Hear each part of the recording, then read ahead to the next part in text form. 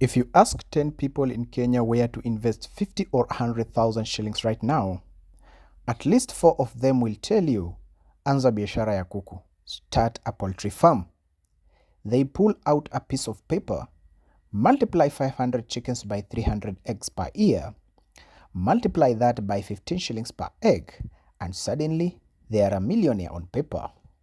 So, why is it that within 6 to 12 months, almost 70% of new poultry ventures in Kenya quietly shut down, sell off their remaining birds at a loss, and turn their chicken coops into storage sheds? The truth is, poultry farming in Kenya is a multi-million shillings industry, but it's not a get-rich-quick scheme. Most people don't fail because chickens are hard to keep. They fail because they fall into predictable, avoidable traps.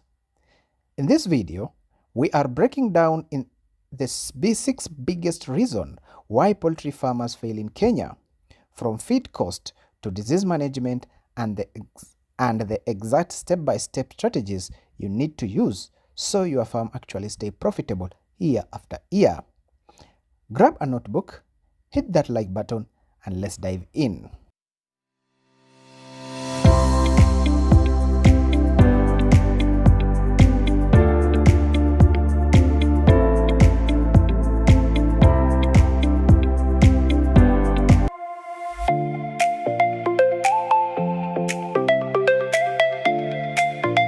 Feed.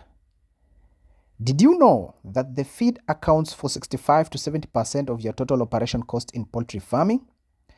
If you don't respect feed cost from day one, your profit margin will be wiped out before your first egg is even laid.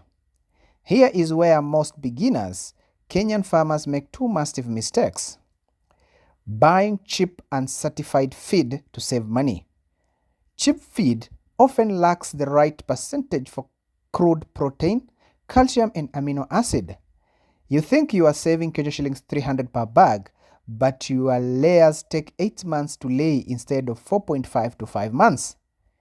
Your broilers take 8 weeks instead of 5 to reach market weight. You end up spending twice as much on feed overall. Buying feed day to day without a budget. Buying one bag at a time as the money comes in creates inconsistency. Changing feed brands every 2 weeks stress birds, causing them to stop laying or lose weight instantly. How to avoid the feed trap? Lock in quality.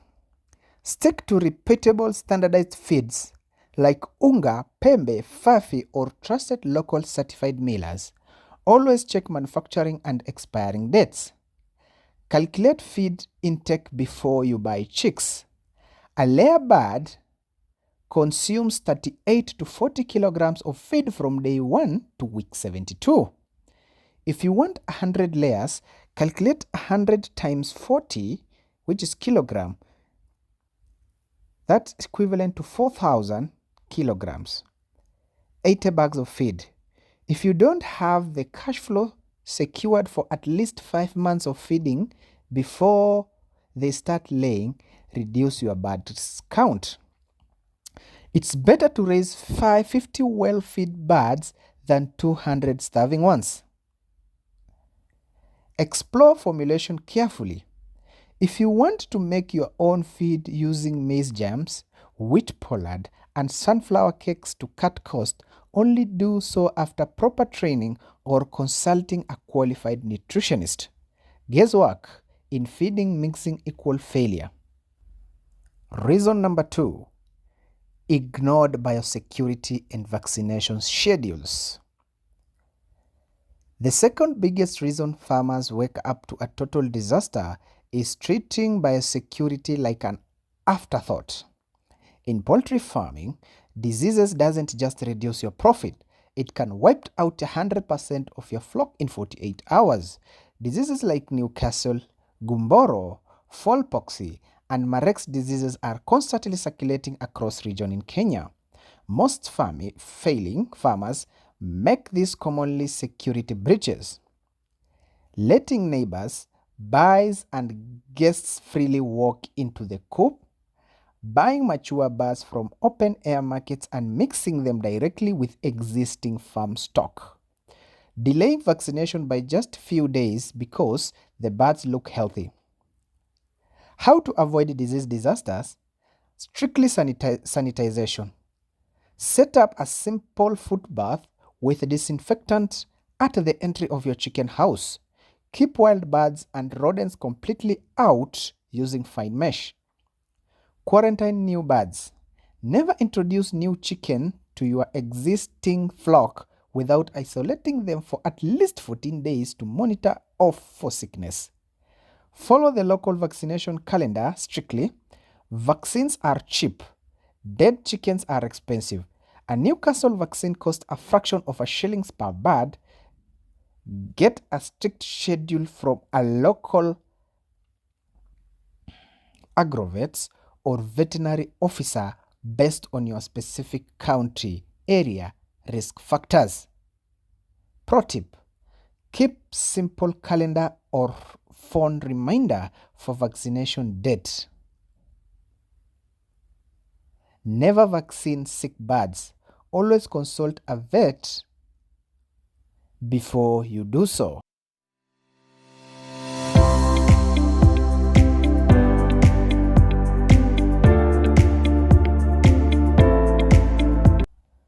Reason number 3, wrong breed selection for your market.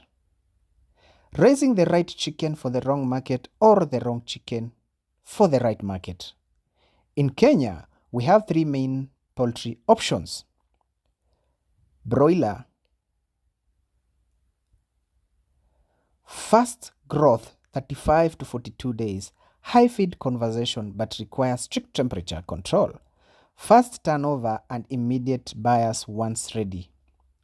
Commercial layers, high egg production, over 80 to 90 per rate, but meant value at the end of the cycle is lower, and they take nearly 5 months before generating income. Improved kienyeji, curry, rainbow, roster, saso, kenbro. Tougher, highly preferred for meat and egg taste, locally commands high price per bird stock eggs, but grows slowly than broiler and lays fewer eggs than pure layers. Too many farmers raise 300 broilers without knowing who will buy them on day 35. Broilers eat aggressively every single day past their maturity date. Every day you hold a mature broiler past day 42, it eats directly into your profit margin.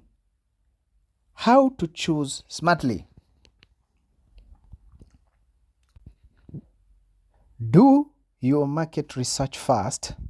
Ask local hotels, shops, neighbors, and butcheries what they buy most, what price they pay, and how frequently they need supplies. Reason number 4, poor housing and ventilation. Reason 4 is housing design. Many beginners assume any dark, closed structure or iron sheet shed will do. Chickens are extremely sensitive to temperature, air movement, and moisture. When housing is poorly designed, ammonia buildup, chicken manure releases high level of ammonia gas. If there is poor ventilation, this burns the respiratory system, leading to chronic respiratory diseases CRD, swollen eyes, and low eggs production.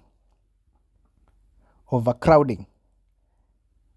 Cramming too many birds into a small space, causing cannibalism, feather picking, uneven growth, and rapid disease spread. Overheating or cold drafts. Extreme heat cause heat stress, dropping eggs production, while cold drafts during brooding leads to high chick mortality. The gold standard for Kenya poultry housing. Direction. Build your coop facing east to west to prevent direction sunlight from shining straight into the house and overheating the birds. Ventilation. The top half of the walls at least 3 feet up should be open mesh with curtains you can raise or lower depending on weather and bird ages. Space requirements. Broilers 1 square foot per bird. Layers 2 square feet per bird. Kienyeji 1.5 to 2 square feet per bird plus outside run space for semi-zero grazing. Little management. Keep dry wood shaving 2 to 4 inches deep. Stir it regularly and replace wet spot immediately to prevent coccidiosis.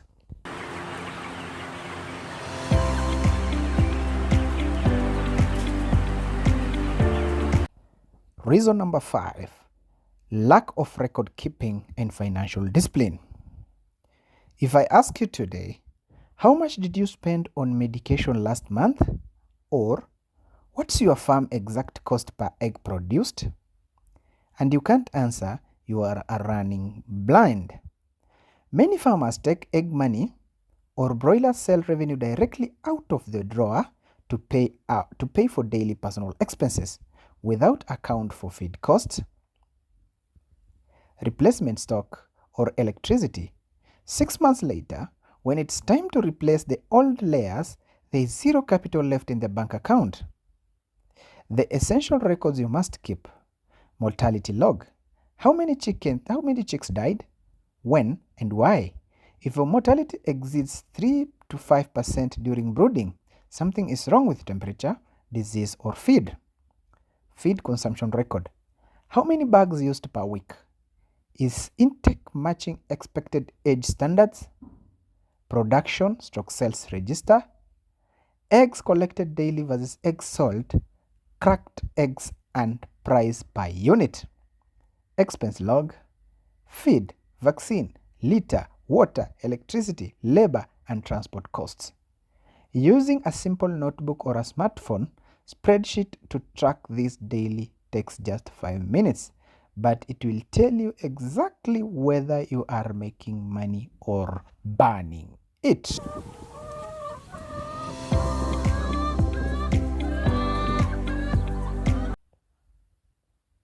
Conclusion and your action plan. Poultry farming in Kenya is not a gamble. It is a predictable science and a disciplined business. To recap, if you want to be among the 30% of successful poultry entrepreneurs who build profitable, lasting operation, calculate and budget your feed requirements beforehand. Never compromise on feed quality.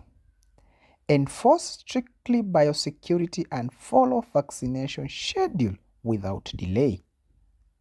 Market first. Produce second. Know your buyer before your chicks hatch.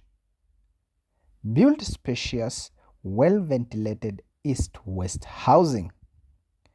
Keep strict records and treat every shilling as farm capital, not personal pocket money. If you start small, master these principles with 50 or 100 birds and reinvest your profit gradually, you will build your sustainable business that thrives for years to come. If you found this video helpful, please like, subscribe to Dabaso Explorer and turn on notifications. Share the video with someone who wants to start poultry farming. Thank you for watching, and I'll see you in the next video.